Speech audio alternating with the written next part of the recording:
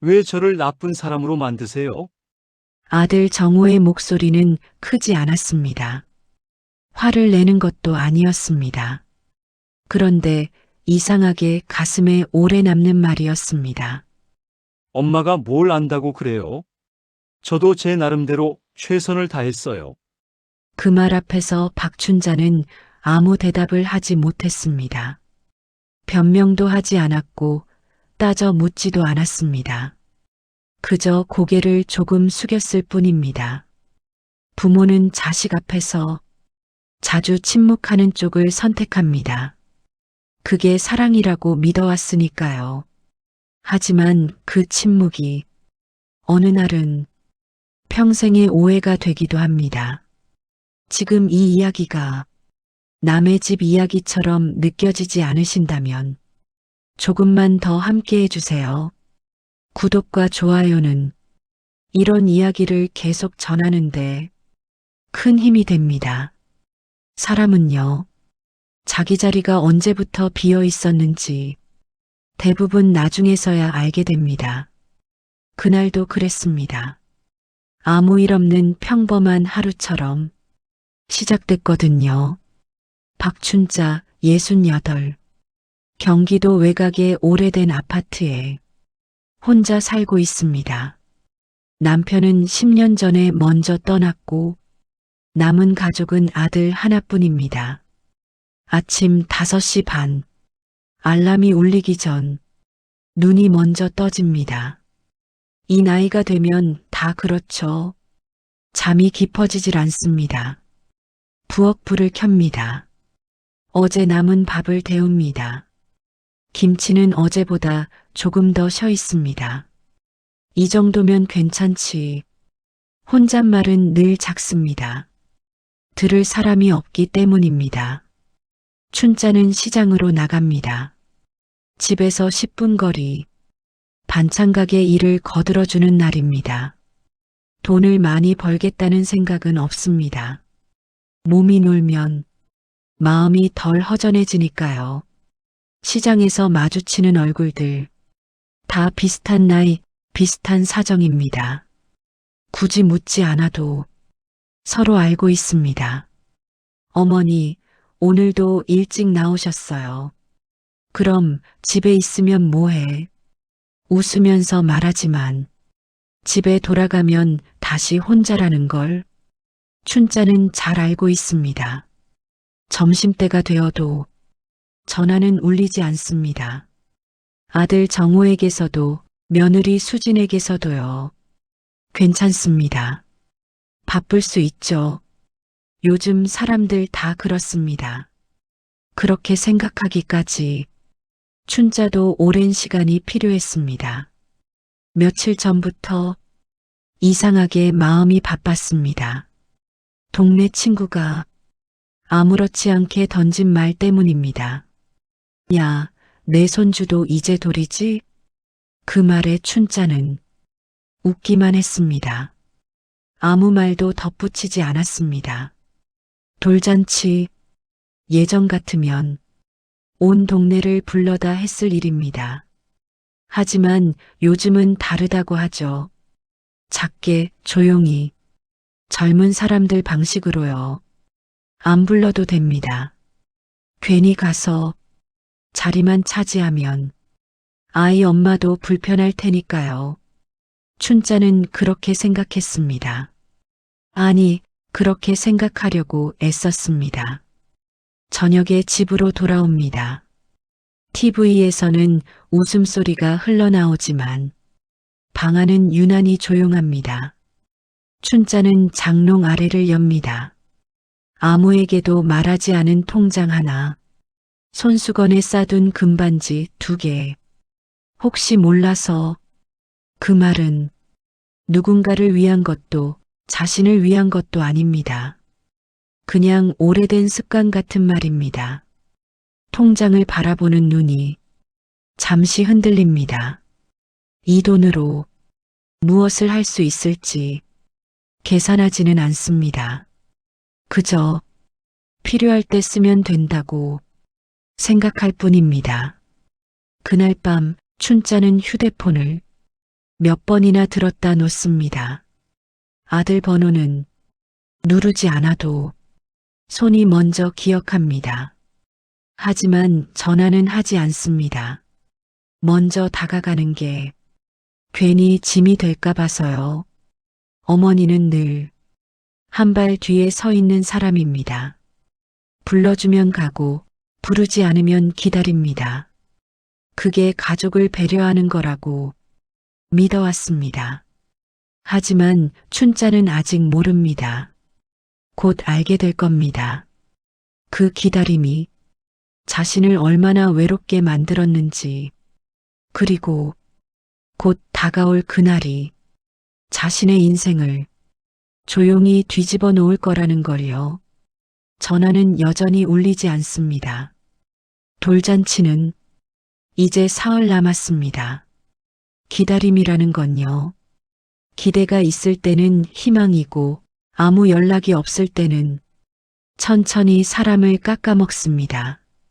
그날도 박춘자는 휴대폰을 자주 내려다봤습니다.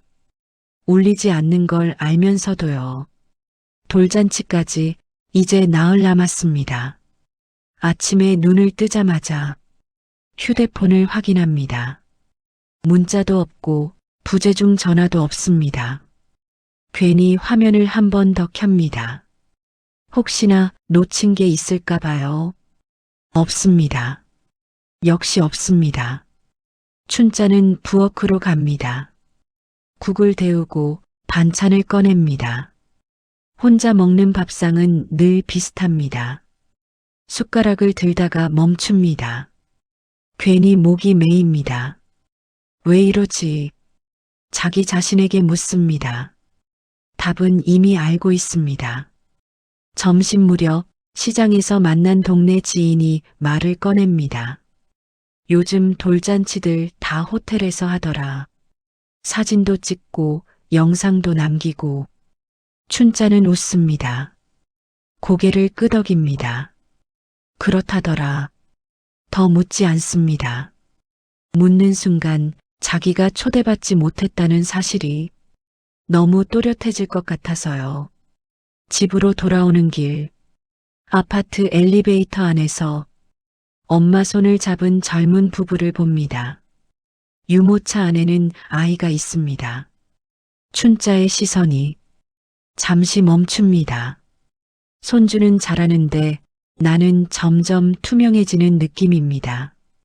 그날 오후 춘자는 결국 전화를 겁니다. 며느리 수진에게요. 수진아, 너희 요즘 많이 바쁘지? 전화기 너머로 잠깐의 정적이 흐릅니다. 아, 어머님. 네, 좀 바쁘긴 해요.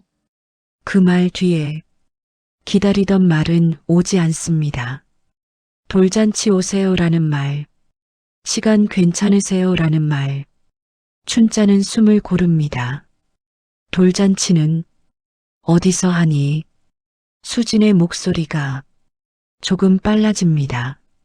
아, 그게. 요즘은 가족끼리만 조용히 하잖아요. 어머님 오시면 괜히 신경 쓰이실까봐. 그 말은 배려처럼 들리지만 춘자의 귀에는 다른 말로 들립니다. 오지 말라는 말로요. 춘자는 더 묻지 않습니다. 묻는 순간 자기가 초라해질 것 같아서요. 그래, 그래라. 그 말로 전화를 끊습니다. 휴대폰을 내려놓고 한참을 가만히 앉아 있습니다. 아무 생각도 하지 않으려 하지만 생각은 멈추지 않습니다. 나는 언제부터 부담이 된 걸까? 가족인데 왜 눈치를 봐야 할까? 그날 밤 춘자는 잠을 이루지 못합니다. 괜히 SNS를 켭니다. 그러다 보게 됩니다. 호텔 연회장 사진, 우리 아기 첫 생일이라는 글, 밝게 웃는 아들 부부의 얼굴, 춘자의 손이 조금 떨립니다. 아, 이미 정해진 일이었구나. 나는 애초에 초대 대상이 아니었구나. 장롱을 엽니다. 다시 통장을 꺼냅니다. 금반지도 함께 꺼냅니다. 이번엔 망설이지 않습니다. 이건 내가 가져도 되겠다. 그 말은 포기 같기도 하고 결심 같기도 합니다. 다음 날 춘자는 금은방에 들어섭니다. 조금 숙인 어깨로 하지만 발걸음은 멈추지 않습니다. 사람은요, 자기가 필요 없는 존재라고 느끼는 순간 조용히 정리를 시작합니다. 춘자도 그랬습니다. 돌잔치는 이제 이틀 남았습니다. 그날이 오면 무언가 끝날 것 같고 무언가 시작될 것 같은 이상한 예감이 듭니다. 춘자는 아직 모릅니다. 그날이 자기 인생에서 가장 조용하면서도 가장 큰 선택의 날이 될 거라는 걸요. 전화는 끝내 오지 않습니다. 사람 마음이라는 게 그렇습니다. 끝까지 기대하지 않겠다고 해놓고도 막상 그날이 되면 한 번쯤은 돌아보게 됩니다. 박춘자도 그랬습니다. 돌잔치 날 아침, 평소보다 일찍 눈이 떠집니다. 알람은 아직 울리지 않았습니다. 춘자는 천장을 봅니다. 아무 생각도 하지 않으려 하지만 생각은 멈추지 않습니다. 오늘입니다. 손주 돌잔치 날입니다. 부엌으로 나갑니다. 밥을 짓고 국을 데웁니다. 하지만 몇 숟가락 뜨지 못합니다. 괜히 기대하지 말자. 거울 앞에 섭니다. 옷을 한 벌 꺼냈다가 다시 넣습니다. 너무 튀는 것도 싫고 너무 초라해 보이는 것도 싫습니다. 결국 가장 무난한 옷을 고릅니다. 평생 그래왔듯이요. 춘자는 봉투를 꺼냅니다. 어제 정리한 돈을 넣은 봉투입니다. 두 손으로 꼭 쥡니다. 이건 선물입니다. 아니, 마음입니다. 누가 알아주지 않아도 괜찮다고 생각했던 마음입니다.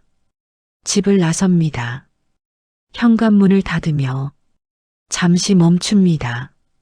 이 문을 다시 열고 들어올 때 나는 어떤 사람이 되어 있을까? 대답은 없습니다. 호텔 연회장 앞, 밝은 조명, 꽃 장식, 사람들 웃음소리. 춘자는 입구에서 잠시 멈춥니다. 안으로 들어갈 용기가 바로 나지 않습니다. 유리문 너머로 보입니다. 아들 정호, 며느리 수진, 웃고 있습니다. 그 모습이 낯설게 느껴집니다. 저 안에 내 자리가 있을까? 아니면 원래부터 없었던 걸까? 그때 수진과 눈이 마주칩니다. 순간 수진의 표정이 굳습니다. 놀람과 당황이 섞인 얼굴입니다. 정호도 그제야 어머니를 봅니다. 엄마, 그 한마디 반가움보다는 당혹에 가까운 목소리입니다. 춘자는 그걸 듣는 순간 모든 게 또렷해집니다. 아, 나는 예상 밖의 사람이었구나. 초대받지 않은 자리는 들어가는 순간부터 민폐가 됩니다. 춘자는 아무 말도 하지 않습니다. 봉투를 조금 더 꽉 쥡니다. 그리고 고개를 숙입니다. 축하한다. 그 말은 누군가를 향한 말이 아니라 자기 자신에게 하는 인사였습니다. 춘자는 돌아섭니다. 아무도 붙잡지 않습니다. 뒤에서 들려오는 접시 부딪히는 소리, 아이 웃음소리, 그 소리들이 갑자기 너무 멀게 느껴집니다. 집으로 돌아오는 길, 버스 창밖으로 풍경이 스쳐 지나갑니다. 사람들은 각자 어딘가로 향합니다. 춘자도 향합니다. 하지만 목적지는 없습니다. 집에 도착합니다. 신발을 벗고 들어옵니다. 집 안은 조용합니다.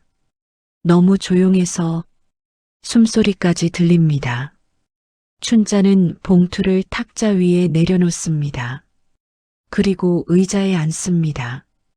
여기까지였구나. 그 말이 입 밖으로 나오지는 않지만 마음속에서는 또렷합니다. 장롱을 엽니다. 옷을 하나씩 꺼냅니다. 버릴 건 버리고 가져갈 것만 챙깁니다.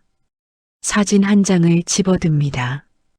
어릴 적 정우와 찍은 사진입니다. 잠시 바라보다 다시 내려놓습니다. 추억은 들고 다닐 필요가 없습니다. 이미 몸에 남아 있으니까요. 춘자는 종이 한 장을 꺼냅니다. 짧게 씁니다.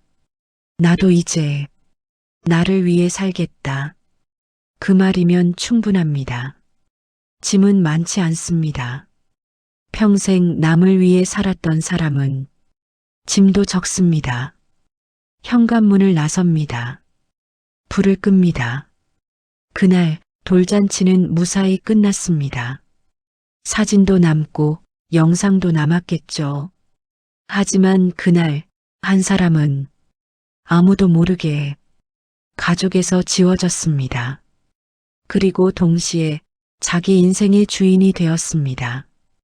이 선택이 옳았는지 아직은 모릅니다. 다만 분명한 건 다시는 투명한 사람으로 살지 않겠다는 결심이었단 겁니다. 박춘자가 집을 나간 지 사흘째 되는 날이었습니다. 처음 하루는 아무 일도 아닌 것처럼 지나갔습니다. 아들 정우는 그렇게 생각했거든요. 엄마 성격에 어디 멀리 가겠어? 그 말은 안심이었고 동시에 방심이었습니다. 집안은 이상하게 정리돼 있었습니다. 이불은 개켜져 있었고 냉장고는 비워져 있었고 그 흔한 잔소리 메모 하나 남아있지 않았습니다. 정우는 그제야 뭔가 잘못됐다는 걸 느낍니다. 아내 수진도 마찬가지였습니다. 괜히 집안을 서성입니다. 괜히 휴대폰을 들여다봅니다. 여보, 어머님 통장 혹시 당신 봤어요? 정우는 그 말에 고개를 듭니다. 며느리는 통장을 발견했습니다. 비어있는 통장, 잔액은 0원. 그 순간 정우의 숨이 멎습니다. 어머니는 늘 말했습니다. 나는 돈 쓸 데 없다. 아껴 쓰면 된다. 그 말이 진짜인 줄 알았습니다. 아니, 진짜라고 믿고 싶었습니다. 정우는 은행으로 달려갑니다. 창구 직원의 말은 짧았습니다. 며칠 전에 전액 인출하셨어요. 며칠 전, 바로 돌잔치 날입니다. 정우의 머릿속에 그날 장면이 스칩니다. 입구에서 서 있던 어머니, 봉투를 들고 있던 손, 아무 말 없이 돌아서던 뒷모습, 그때 왜 불러 세우지 않았을까요? 왜 한마디라도 하지 않았을까요? 잠깐만요, 엄마. 그 말이 그렇게 어려웠을까요? 정우는 전통시장으로 갑니다. 어머니가 자주 가던 곳입니다. 반찬 가게 주인은 정우를 보자마자 눈치를 챕니다. 어머니, 며칠 전에 다 정리하고 가셨어요. 어디로 가셨는지는요? 그건 말 안 하셨어요. 주인은 잠시 머뭇거리다 이렇게 덧붙입니다. 봉투 하나 꼭 쥐고 계시더라고요. 그 말이 정우의 가슴을 더 조입니다. 그 봉투 안에 뭐가 들었는지 정우는 이제야 압니다. 돈이 아니라 마음이었습니다. 해질 무렵 허름한 여관 앞, 불 꺼진 간판 아래 박춘자가 앉아 있습니다. 작은 방, 얇은 이불, 창문 틈으로 들어오는 소음. 춘자는 가만히 앉아 있습니다. 울지도 않습니다. 전화도 하지 않습니다. 이 정도면 됐다. 그 말은 스스로에게 하는 말입니다. 참고 참아온 인생에 처음으로 건네는 허락 같은 말입니다. 그때 문을 두드리는 소리가 납니다. 엄마, 저예요? 정우의 목소리는 기억보다 낮습니다.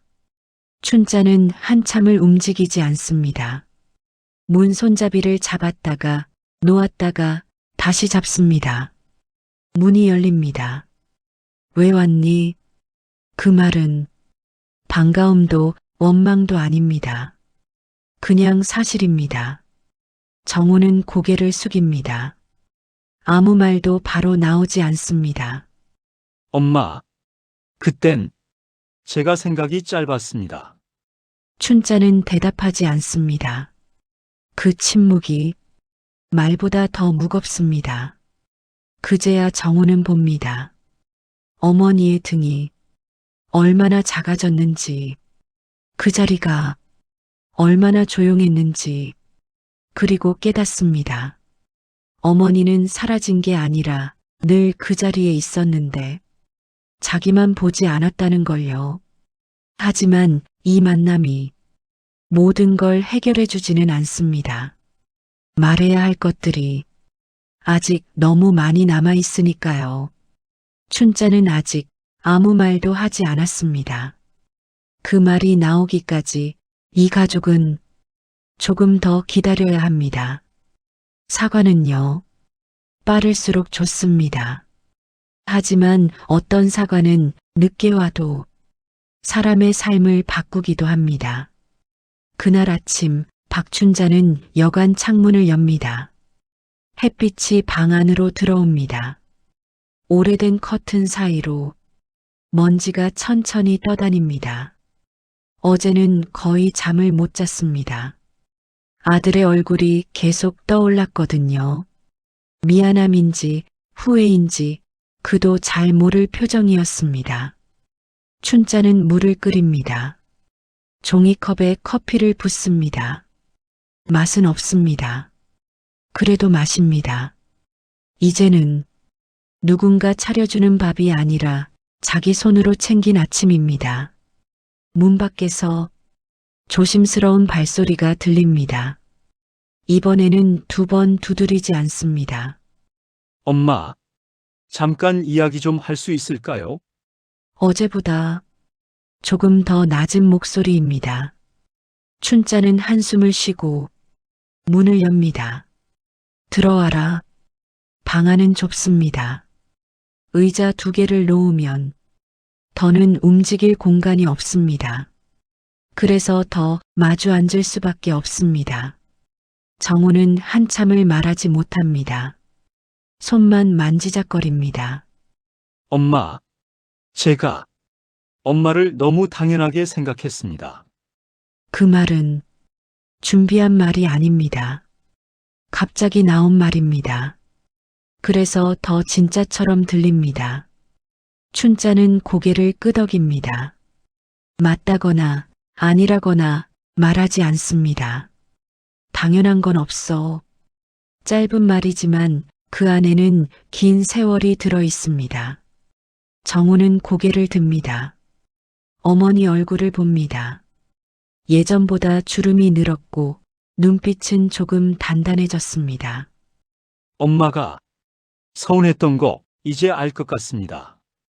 그제야 춘자는 천천히 말을 꺼냅니다. 서운했지. 그런데 그보다 내가 사람 취급 못 받은 것 같아서 그게 더 서러웠다. 정우의 눈이 흔들립니다. 처음 듣는 말입니다. 아니, 처음 들으려고 한 말입니다. 춘자는 말을 잇습니다. 목소리는 크지 않습니다. 하지만 멈추지 않습니다. 나는 너희한테 뭘 바라진 않았다. 그냥 같은 가족이면 된다고 생각했다. 그런데 그날 나는 초대받지 못한 사람이더라. 그 말에 정우는 아무 대답도 하지 못합니다. 이 순간 화해가 이루어지는 건 아닙니다. 모든 게 한 번에 풀리지는 않습니다. 하지만 중요한 건 처음으로 마음을 꺼내 놓았다는 겁니다. 며칠 뒤 춘자는 작은 원룸으로 이사합니다. 햇빛이 잘 드는 방입니다. 엘리베이터 없는 3층이지만 괜찮습니다. 아들은 말합니다. 다시 집으로 들어오시라고. 춘자는 고개를 젓습니다. 이제는 나도 나만의 삶이 필요하다. 그 말은 단절이 아니라 거리 조절입니다.